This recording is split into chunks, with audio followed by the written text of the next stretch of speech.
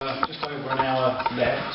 So, I'd like to welcome you all, first of all, and we'll start tonight's celebratory reading. Let's have a look here. We've got Andrew Diamond. Andrew from Good Maze Writers, ladies and gentlemen. Yeah, just one for now. We'll see if we get. Can you hear me? Yeah. This is called May Day. Once she was Theresa May, now she's Theresa Might. Mightier than yesterday and spoiling for a fight. With Davis, Hammond, Hunt and Rudd, she'll take us into Brexit, while Donald Tusk and Donald Trump will sit back as she exits. She'll continue pay restraints where our inflation rises and families stay homeless in our constant housing crisis. And when it comes to childcare costs, she'll stop our free school meals, while travel costs are going up, along with other bills.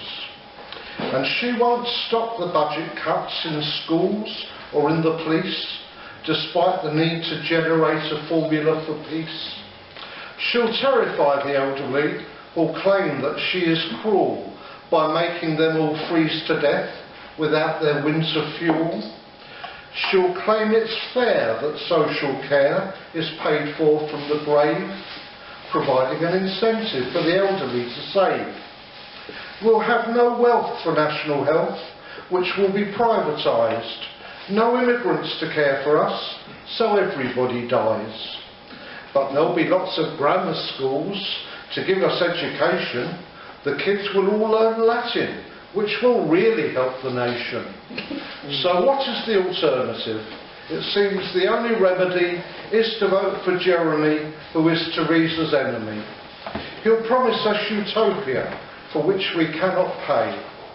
So, on June the 8th, I'll vote to keep Theresa May. Or maybe not.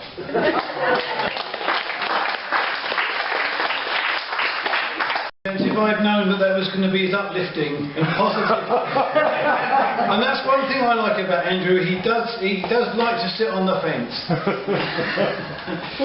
Right, well done Andrew, that was definitely stimulating if nothing else. Yes. Right, I'd like to invite somebody to first time to one of our gatherings, and it's been really nice to have you at one of my workshops. Ladies and gentlemen, Katie Wilson from Stephen in Survivors.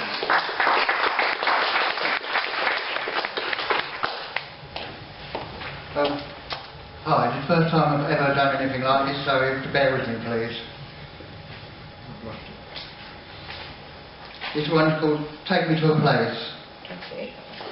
Take me to a place where nobody knows, where there's no dark clouds, and the rain washes away my pain and nourishes my spirit like an ever-flowing fountain, and the sunshine makes you smile, and everyone who is there is full of love and gentleness. Take me home to my resting place, where I can lay down on my hands, and the blisters on my feet where I've walked 1,000,000 miles in search of freedom, are massaged by the rays of the sun. And the sadness that I carry is bottled up and thrown away, never to return. And my mind is at peace, and feels like it's walking on the beach, and the waves trickle over my nickelous thoughts, and my bad memories washing them away, and they sink into sand and are gone forever. Take me to a place where nobody judges each other, and I can reach up and touch the moon, and it regenerates my tired limbs. And the slurp of the incoming sea takes me to heaven and back. Take me to a place where the stillness is so loud that it feels like an electric current, and all I need to do is reach my hand into the air to feel flooded by the peace, and it overwhelms me. Take me to a place where nobody hates or kills each other, and the fields are made of smiles and laughter. Take me to a place where nobody has heard of the word war.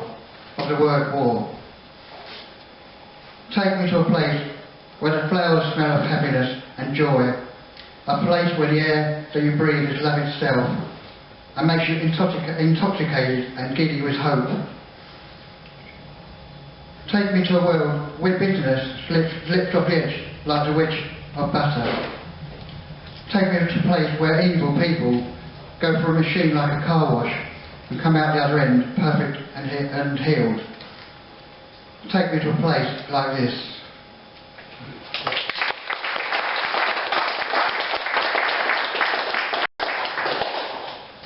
Well, that was some performance there for a first timer. Crikey, I wish I'd done as well as that on the first time I got up. Well done, and thank you very much. Right now, surely there's a guy sitting over there. He comes here year in, year out. He's always good value for a laugh. Surely it's got to be Dave Chambers.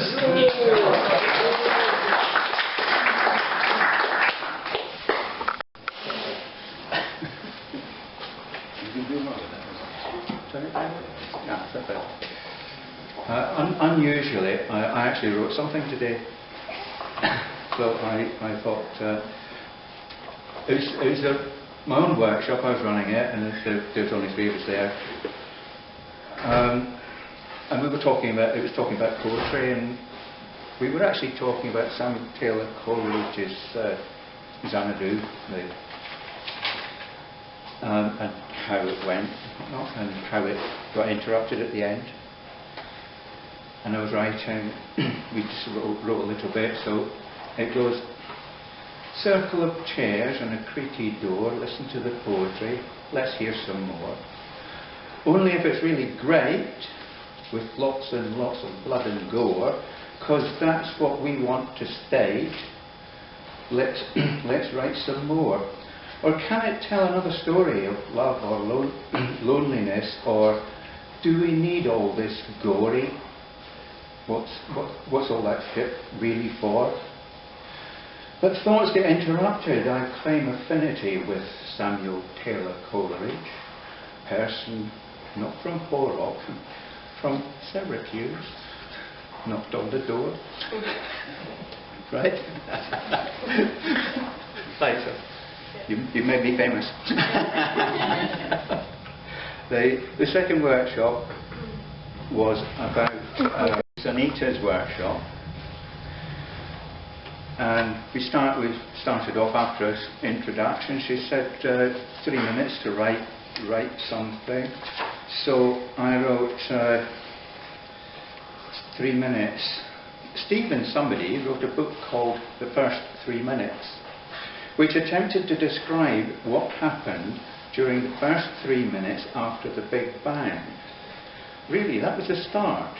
The problem he described was that time started then as well, and we don't know if a minute was 60 seconds or if each second was different from the one before, like where I am now, because I was a bit confused in there. Then we had another bit which was about a character, and we were given a little piece of paper with lots of words written all around a circle sort of thing, and just use that. So I wrote, rambling along a country lane through a big chunk of meadowland, a bit too late for the dawn chorus, I could still hear the echo of the coo. Is it an echo? Sometimes sounds like it. Some as the bell, same as the bell ringing, the clangor hits one side, then the other side. Sounds like an echo to me. So when we finished that, we thought, take that character, whoever that character was, and write something about maybe a TV series or some kind of series for this character. So over the fence I see some cows. I don't often see cows, not in London. Used to see them on Wanstead Flats, but no more. Not since some schoolboys decided to do a John Wayne and herded them down Woodgrange Road. Shoppers really had a glass of fresh milk that day. No, they didn't. But enough memory lane. Back to the country lane.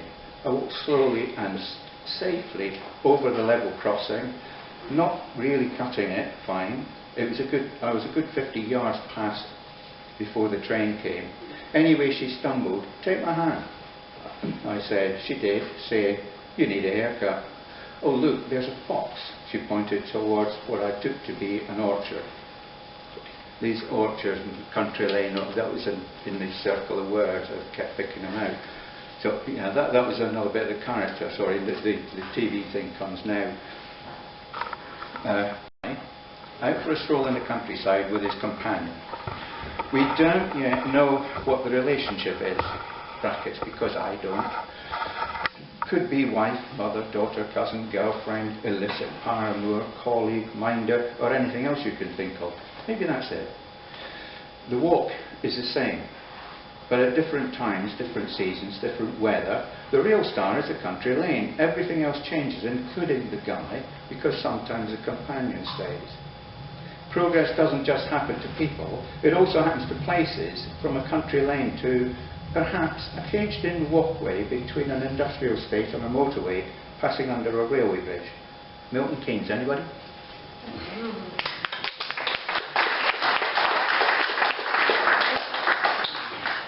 Well, thank you, Dave. It's nice actually to get a bit of feedback from and some writing from some of the workshops that have actually been performed today, because one of the things we used to get a lot of time for was being able to go around and talk about the workshops that we've done during the day. It doesn't look like it's going to happen this year for one reason or another, but anyway, thanks for that, Dave. That all adds a bit of flavour to what's actually happened in these walls today. Right, well, next, another one from Stevenage survivors, Michael Bungay.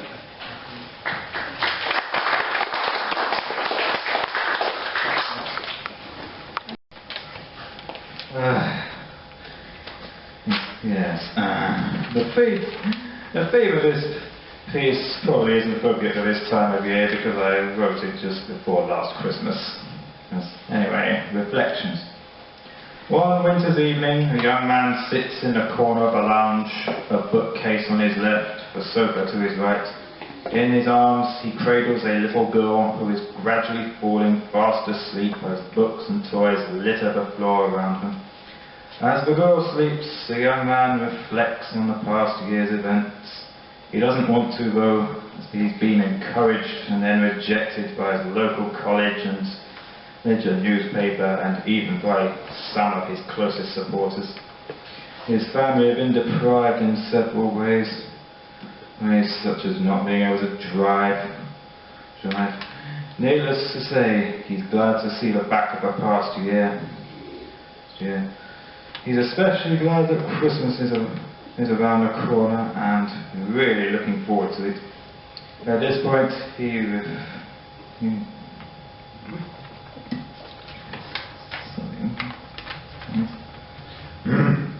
At this point, he reflects again on how some people at Christmas aren't so lucky as to have a home and a large, closely knit family. He knows some people have to rely on hostels and community centres for food, shelter and even company. He looks at the sleeping child in his arms and reflects on how lucky she is to be there. And some people don't even have a bed to sleep in, let alone a home or family at Christmas or indeed ever. He feels both happy and sad that this little girl has trusted him to read to her and cradle her as tiredness creeps up on her. He holds her tight, but not too tight, as her hair warms his cheek.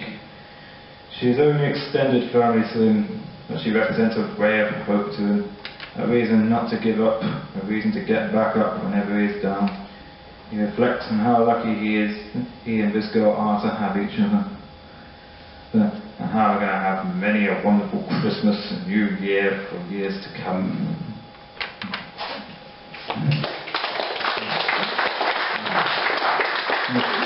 That wasn't just a piece, that was quite literally my heart.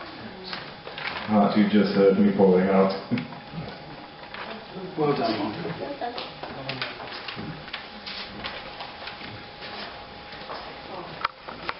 Yes, well done. Slight technical hitch. No, that's really good. I mean, it's lovely. We've always, that's one thing I've always loved about the TheFED, is that we have a brilliant way of listening to everybody. Everybody gets up, everybody gets a nice reception, and the quality of listening here has always been amazing, and it's very, very nice when people feel like Michael able to share something, you know, really kind of quite personal with all of us. So well done, Michael, and thank you everyone for listening. Right, well, I'm going to bring another lady who's new to the FED this year. Had a really nice workshop that I attended with of hers this afternoon from the Buxton Fringe Group. Ladies and gentlemen, Letitia. Lovely to be here and meet you all. It's been great. I'm going to read a poem that I brought with me. Unfortunately, I brought it with me in my own handwriting, so it's really a bad idea, but I'll give it a go. And it's called Bound. Sift me, separate, pull me apart. I will still find you. You think me defeated, see me no more, yet when you relax, I will break through. Haunt the back of your dreams, the disquiet is loud. Come time for you to bloom, I'll let you unfold. Then as you smile, I'll creep up, slow. Wind my way and strangle your new growth. You'll not be free of me, but try. I like a challenge, and I can wait. Subtitled Bindweed.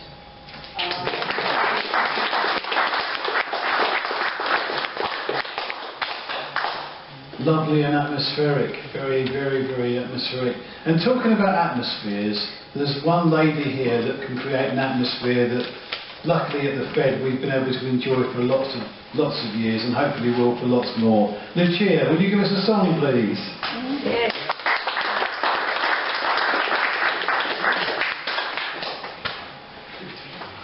Have you ever known those people that get on the bus and then they start going through for their change and...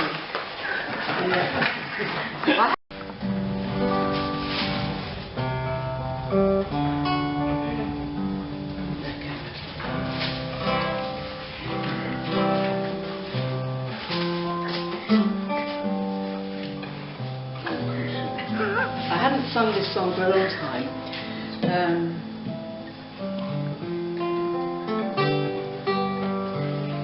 It's a Buffet Sainte-Marie song, and I think possibly one of the things which inspired me to want to say something, sing something, was the things that happened in Manchester recently. And so this was written well over 50 years ago.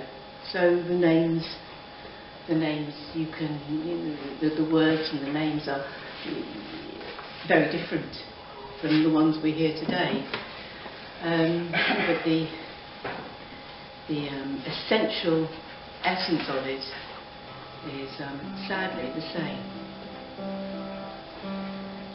He's 5'2" and he's 6 feet 4. He fights with missiles and with spears. He's all of 21 and he's only 17. Been a soldier for 1,000 years. And he's a Catholic, a Hindu, an atheist, a Jain, a Buddhist and a Baptist and a Jew. And he knows he shouldn't kill, and he knows he always will kill you for me, my friend, and me for you. And he's fighting for Canada, he's fighting for France, he's fighting for the USA. And he's fighting for the Russians, and he's fighting for Japan. And he thinks we'll put an end to war this way.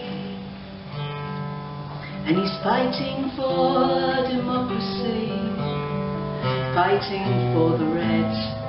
He says it's for the peace of all. He's the one who must decide who's to live and who's to die. And he never sees the writing on the wall. But without him, how would Hitler have condemned him at Dachau? Without him, Caesar would have stood alone. He's the one who gives his body as a weapon. All this killing can't go on. He's the universal soldier, and he really is to blame. His orders come from far away no more. They come from here and there, and you and me, and brothers, can't you see? This is not the way we put the end to war.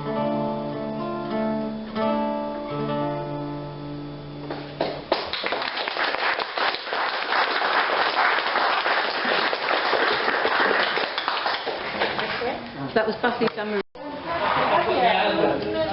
No. Find real-time favourite songs. Yeah, I must admit, I only know that song by Donovan, but it's a very powerful song, very poignant, especially at the moment. Well, somebody who always comes up with some really thought-provoking stuff is one of my friends from Hastings. Ladies and gentlemen, Brian Doherty.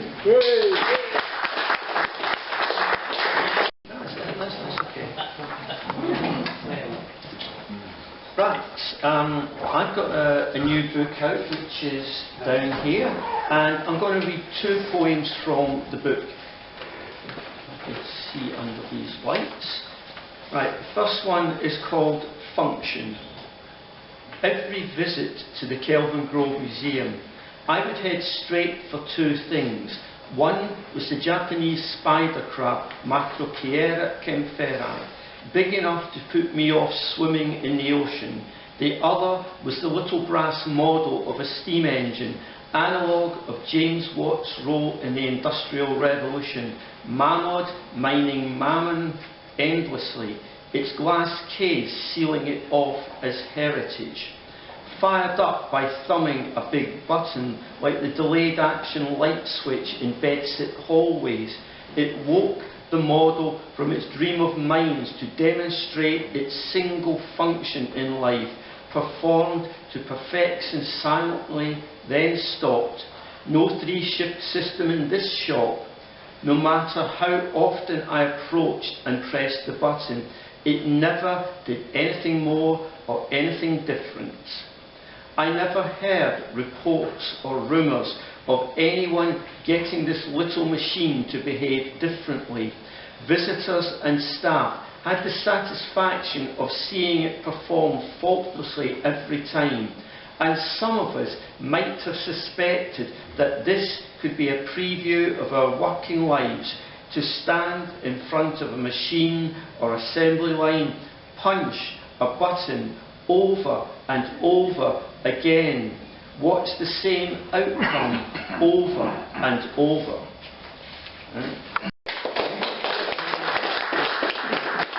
And the other one is one of my many poems set either in San Francisco or California. My manzanita tree is waiting for me in the Sierra Nevada foothills up on the San Juan Ridge. I have never seen it, not even a photograph or on a postcard, but I know it is there, waiting patiently for me to show up one day, probably in April or October, but maybe August, when fires break out spontaneously and renew the landscape. And if this happens when I am not there to beat out the flames with a blanket, or dig a fire break to save my very own tree, I will have to trust in God, luck, or the Buddha nature that the hill it adorns will be left untouched. Firefighters will not trample or cut it down, so that I can get to know my manzanita and everything else around it, even the other fire-prone plants like Scotch broom or conifer. My horoscope promised me good fortune. Green is the colour of luck, but a green card is too much to expect. A realtor in Nevada City advertising wilderness plots for self-builders, is waiting for my call. Here's a crack team of Vietnam vets and recycled hippies on standby to handcraft the eco-house of my dreams. He will drive me out there in his 4x4, stop, overlooking the view I have dreamt of for 40 years. Here we are, sir. Who could want to live anywhere else? Now, what will you call your house? Manzanita. What else? Thank you.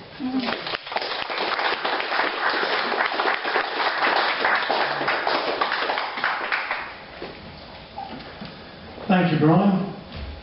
Right, well, another lady that's been coming to these meetings for a number of years and always likes to do a little something in the celebratory reading is our lady at the back there, Sylvie from Stevenage Writers.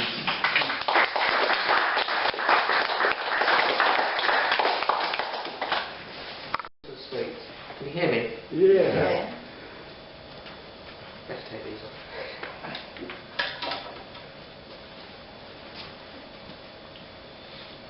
Bitter the sweet that falls, and as apples to the glen, mushrooms in the night's veil, hidden till next morning tide. Toadstools risen from the dead, in fairy dreams made of rings, dance night long, sing their songs from distant lands where we belong.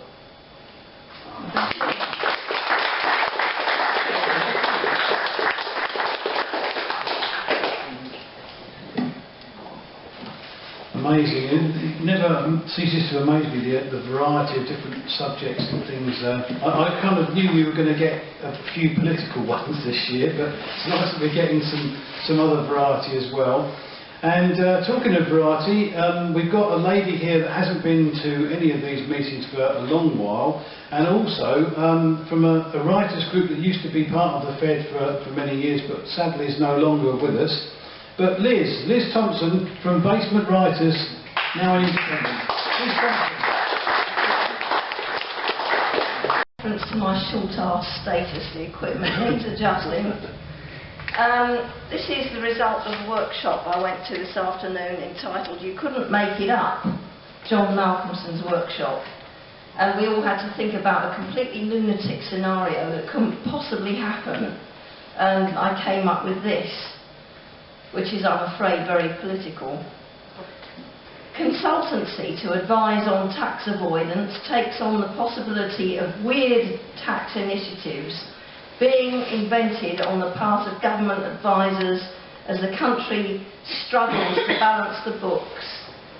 Their listing of possible worst-case scenarios is hijacked by a particularly venomous government think tank headed by someone who wants to get back to basics in a very medievalist way.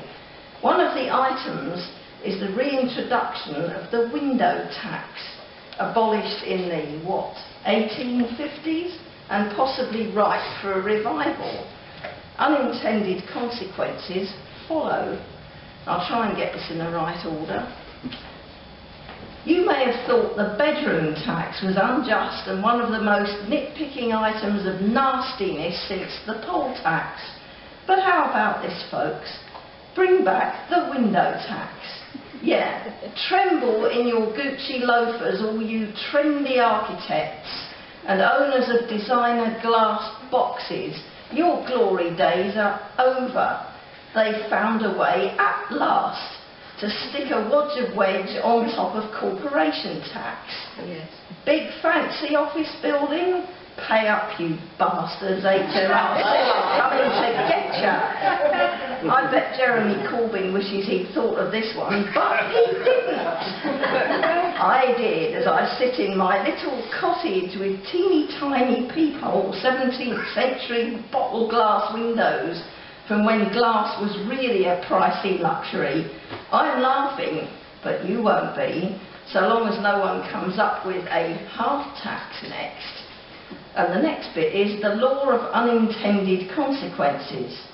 On top of Brexit and the problems with passporting of financial products, banks and corporations threatened with massive payouts on their glass towers with the new window tax are leaving the City of London in droves and going in for dugouts in Scotland if they don't want to move to Frankfurt and other places of financial worship.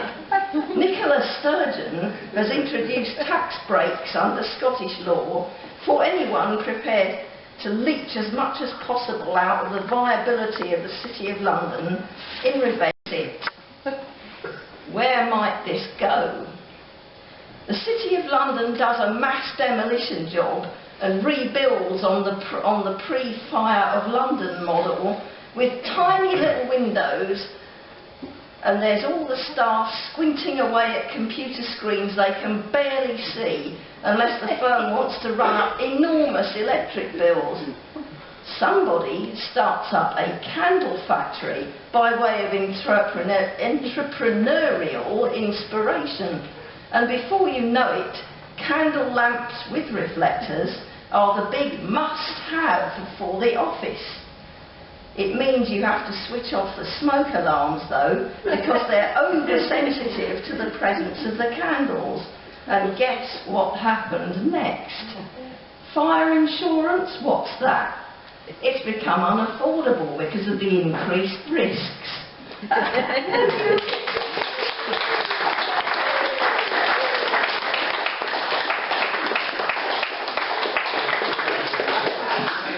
Oh, that's fantastic. It's really nice to. We're obviously missing the input from basement writers. I've often thought about taxes, and I've thought that the most unfair tax that anybody could ever invent would be a birth tax. And what a lot of people don't know is, of course, that the idea of tax breaks actually originated in London, and it wasn't in the Houses of Parliament. It was originally invented by the Crays. You know, I mean, basically, if you didn't pay your taxes, they'd break your legs. Right now, silliness aside, let's have a bit of common sense from Mr. Paul Evans from Stevenage Survivors.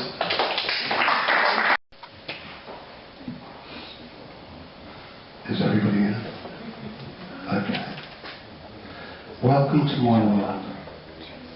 This was a workshop done by Letitia, and this is what I wrote.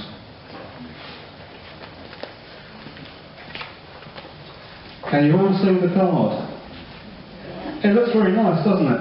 I can see the card, but I can't see what's on it. Okay. It's a beautiful sunny resort on the Costa del Sol, with lots of pretty buildings, lots of promenades, and lots of fancy walkways. What's it called? Furingarola. Okay. Daytime sun split between beach sea and roadside tower blocks, paved in majestic architectural prominence, luxurious to the eye, said, and creative of feeling. A sun-sloped space embroidered in palm trees. I've lost my place now. Nice one. Creative of feeling, of space, with palm trees all around and a glorious skyline. However, a lack of activity, no people, not much enjoyment, not really much fun either. Just a lazy day of idleness set in the sun. That's my kind of paradise, I really like that. Now this one. What we did is take a small section and focused on the little area to the middle right of this card and describe what we see. This is what I said. Stuck between two dinosaurs, a scorched terrain overlooking a frozen mammoth crocodile. The sheer ferocity of climate unbalanced my stature between a rock and a polar cap. My instinct looks down to safer climes, albeit on a sharp ravine to warmer pastures. Now the last one. Given a minute to write this, it was the very first thing that we could possibly see. So I looked around, I saw something and I wrote about it. The net curtain drapes down, while the cable hangs, swinging gently to and fro, parallel to the outside wall, and the breeze moves gently through our window. Thank you very much. Cheers.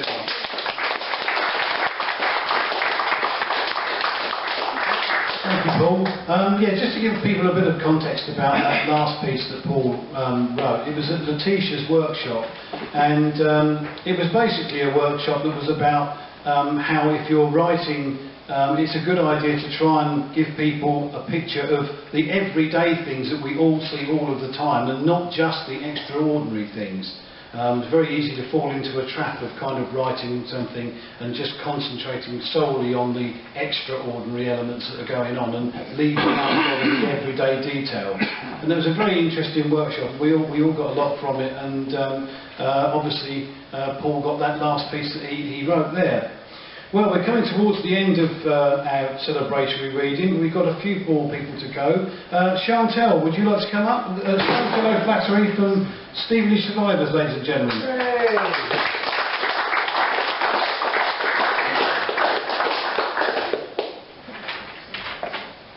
Which one do you want to read?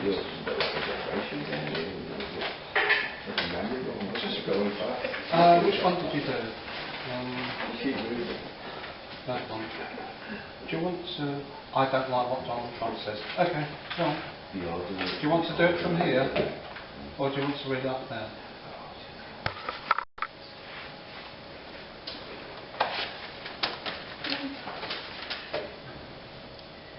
Dear editor, I'm writing this letter about Donald Trump, who is the President of the USA.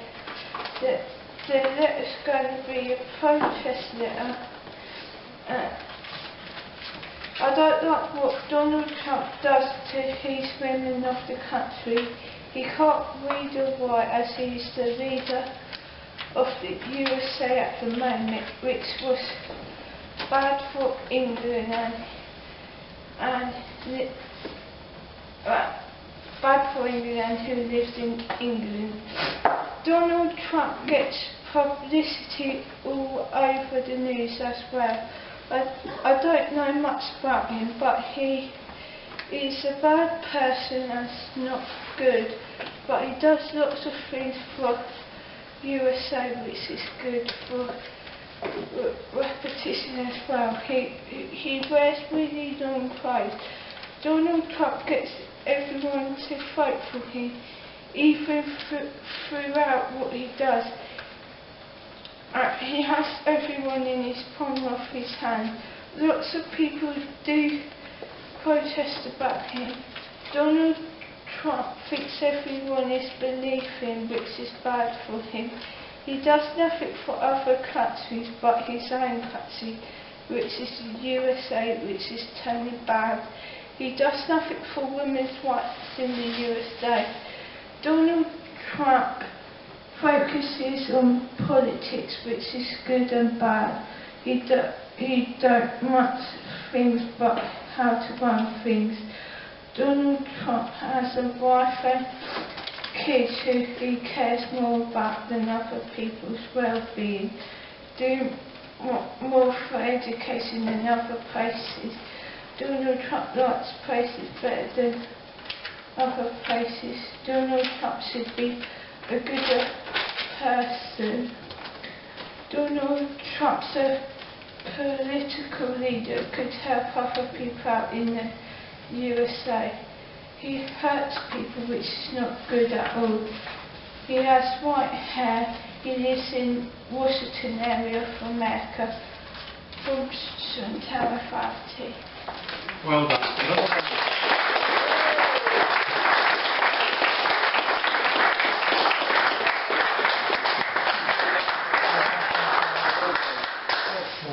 Well done, Chantal. Jean T. G&T, ladies and gentlemen, from Newham Writers Workshop.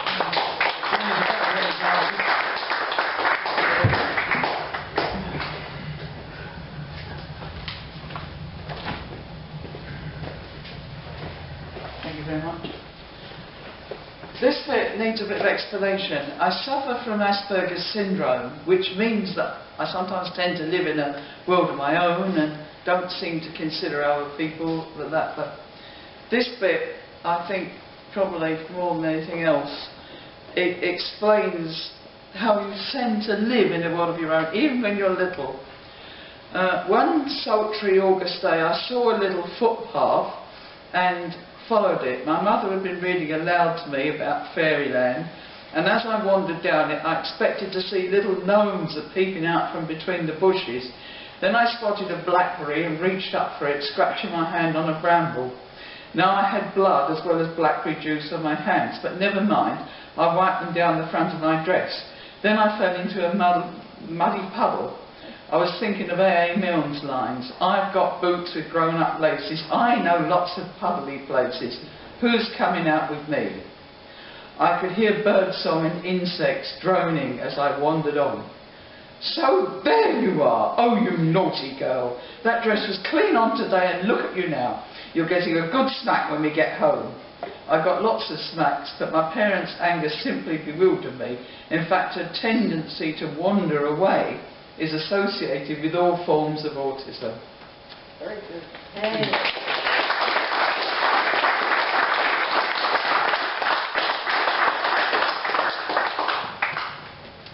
Thank you.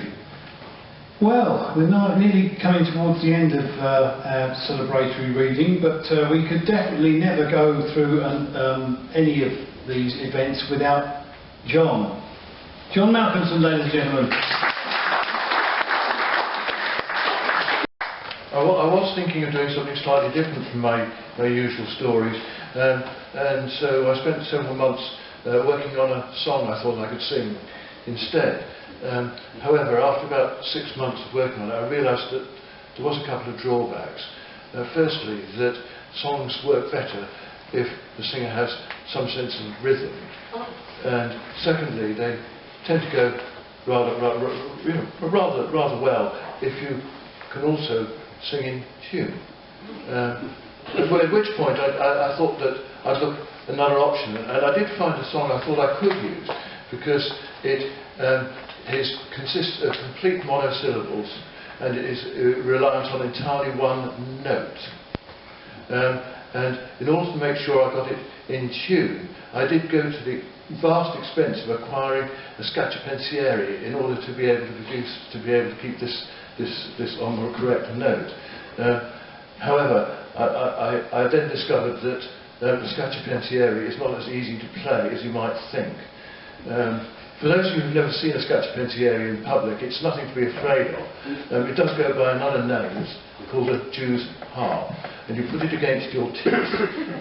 They're not very expensive. You put them against your teeth and you hang this little prong that sticks out.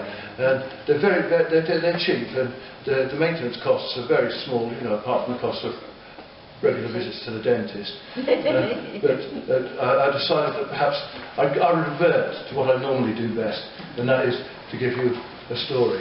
Of course, the problem I have is that being so shy and retiring, I can find it a bit difficult. Well, yes, the thing is that I wasn't always quite as outgoing as I am today. At one time I was very shy and retiring, and this is actually based on Philip's workshop from this morning, though it does contain a certain amount of fiction, and I'm going to be very careful and not admit to what really happened and what I made up.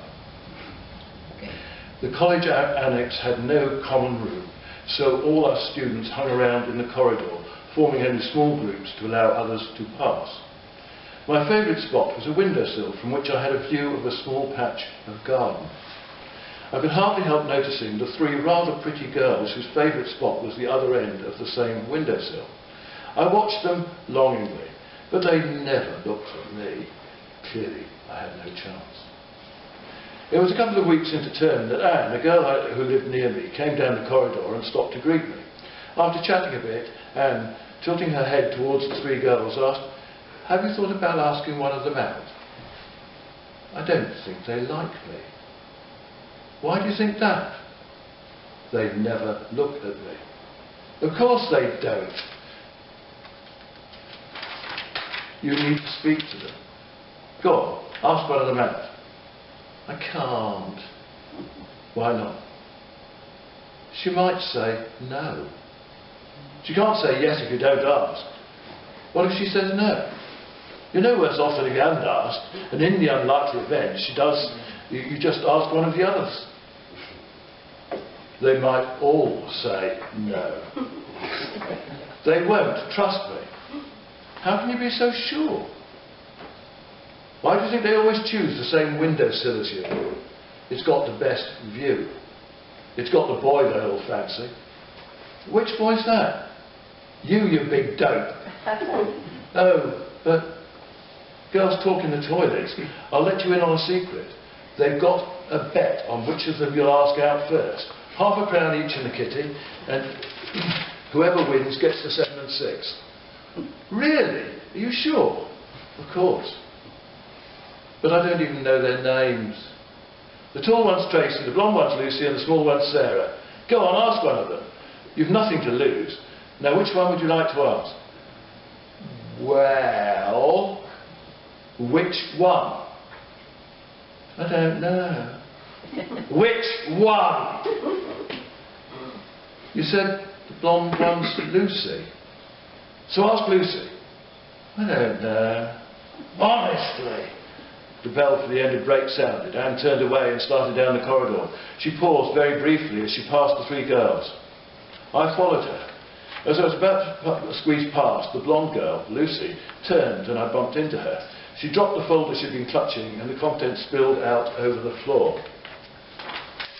"I'm sorry." We both said it at the same time. I crouched down to gather up the same. I reached towards her with a bundle of papers. She was leaning forwards, and down her blouse I caught a glimpse of her bra. Then I realised she was looking at me, and her hand was touching mine where we both clasped the papers. We paused, looking at each other. Rather quickly I blurted out, "Would you like to come to the pictures with me on Saturday?" "I'd love to."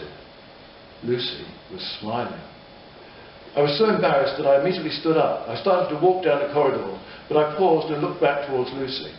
I could see the glum faces on Tracy and Sarah as Lucy flashed them a V for victory.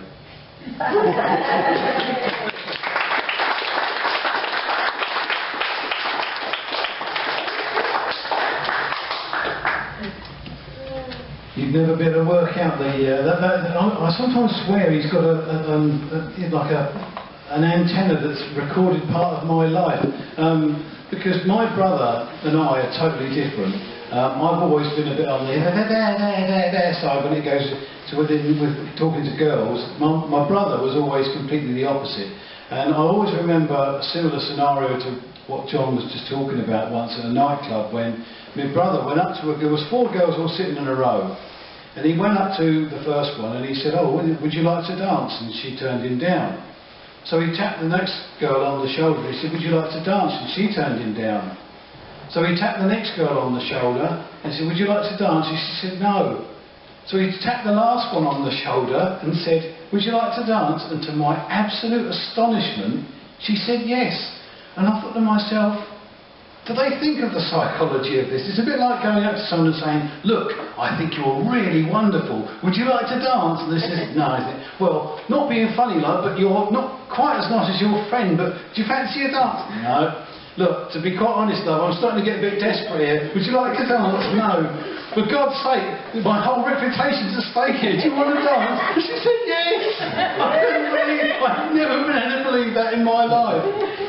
Anyway, it's been lovely to host another edition of our celebratory reading. It's been wonderful to meet you all again, and a safe journey home. One thing I'll just read you this poem of mine to finish off with, because we've all got a big decision to make next week, and I don't want to say anything about politics, but just to put it into your minds that we all have a responsibility about the way we treat other people, and this is what this poem's about. It's called "It's Who You Know." Faraway galaxies seduce me with the unknown. Twinkling stars reflect back hopes and dreams. Life on earth and ever constant. But what does that really mean? Striving to achieve my destiny, I feel as though I float sometimes. Interplanetary communication, upsetting navigation. We enter this world as we exit it, alone with our eyes shut. So vital then that while we are here, we find someone to love. It's not what you think that matters, nor what you say or do. It's how you treat fellow travellers, here and now with you. A universal cosmic karma searches for your satellite. Don't let the message you emit be one from which to take flight. For signals sent can be received many moons from now, returning off a meteor, lost in a dust cloud. It's not what you think you know, nor how you judge your worth. It's always been who you know, here upon this earth. Thank you and good night.